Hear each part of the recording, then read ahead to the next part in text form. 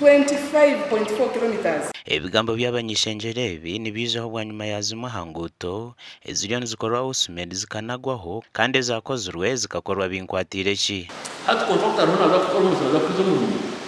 konye kunda biro nashwa mazumanyo mihoro ya minister tukwa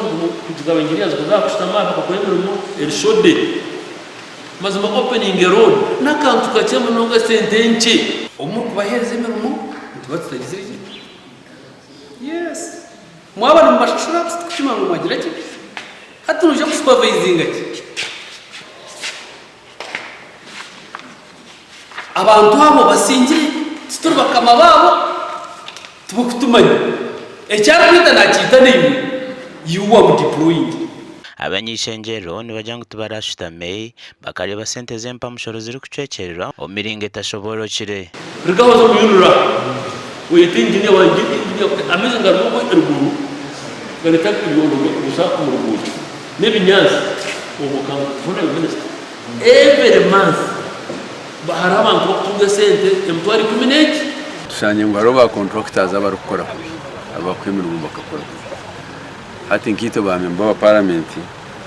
na minister wabo twagira urukiko mukashisho mu kubabuza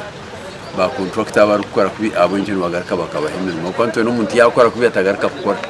babaru kutunga makakumu behorizeho ahabwe birukubajunanwa natwine mu problem mu design iko consultant yashobwize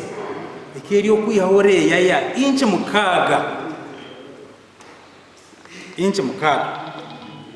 chatiteranje ba contractors na engineers abakozere bishobobo bari haritezo robutagaruka kongerwa contract kurigera ha Minister Bright Rwamirama aho kwisinyo tusire ntusinga ukoraje so ntwata kwenda ba contractors abakuza kugaruka kutugarira inyuma umukorere yito gasha kwa Ruth Nwamanya.